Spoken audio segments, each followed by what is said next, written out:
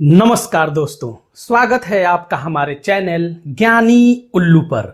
आइए आज कुछ नया जानते हैं। भारतीय समाज में हमेशा से ही स्त्रियों को सबसे ऊंचा दर्जा दिया जाता है, मगर बावजूद इसके जब बात उनकी पवित्रता पर आती है तो छोटी छोटी बातों को लेकर सवाल उठाए जाते हैं।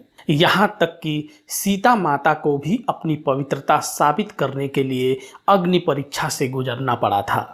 मगर आज अपने इस वीडियो में हम आपको ऐसी स्त्रियों के बारे में बताने जा रहे हैं जो पवित्रता व ईमानदारी की मिसाल मानी जाती हैं। उन स्त्रियों में सबसे पहला स्थान है माता सीता का। भगवान श्री राम को वनवास मिलने पर माता सीता भी उनके साथ महलों के सभी सुख सुविधाओं, धन वैभव को छोड़कर चली गई थी। जब रावण उन्हें जबरदस्ती उठा ले गया तो उन्हें पूरे 1 साल तक लंका में रहना पड़ा था, मगर इस दौरान उन्होंने अपनी पवित्रता को भंग नहीं होने दिया।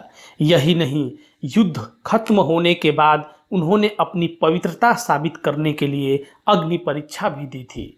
हालांकि एक धोबी के लगे आरोप के कारण उन्हें कुछ समय बाद फिर से वनवास जाना पड़ा, इसलिए माता सीता को आज भी सबसे पवित्र स्त्री माना जाता है। मित्रों, द्रौपदी का नाम तो आपने अवश्य सुना होगा।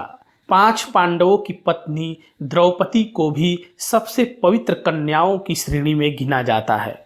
द्रौपदी एक मजबूत व्यक्तित्व वाली स्त्री थी।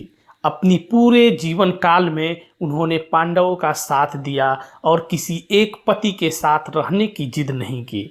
उन्हें पाप का विनाश करने वाला भी माना जाता है। तीसरे नंबर पर आता है देवी अहिल्या का स्थान। माता अहिल्या ऋषि गौतम की पत्नी थी और बेहद सुंदर थी। एक दिन जब ऋषि गौतम स्नान के लिए गए हुए थे, तब भगवान इंद्र ऋषि गौतम का रूप लेकर माता अहिल्या के साथ समय बिताने आए। तभी ऋषि गौतम घर लौट आए और माता अहिल्या व इंद्रदेव को साथ देखकर क्रोधित हो गए। उन्होंने देवी अहिल्या को पत्थर बनने का श्राप दे दिया, मगर असलियत में देवी अहिल्या पवित्र और ईमानदार थी, मगर फिर भी उन्होंने पत्थर बनना स्वीकार किया। गुस्सा शांत होने पर ऋषि गौतम ने कहा कि हे अहिल्या, श्री राम के चरणों के स्पर्श से ही तुम श्राप मुक्त हो जाओगी।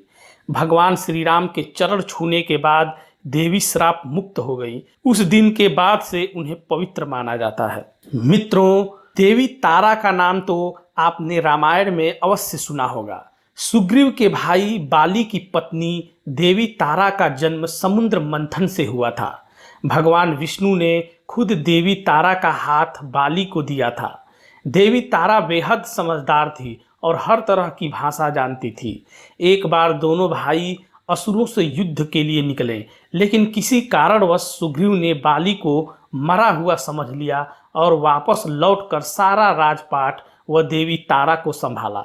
मगर जब बाली वापस लौटा तो उसने सुग्रीव से सब कुछ वापस ले लिया और उसे गद्दार समझ राज्य से बाहर निकाल दिया। देवी तारा ने बाली को शांत करने की बहुत कोशिश की, लेकिन बाली ने तारा को ही छोड़ दिया।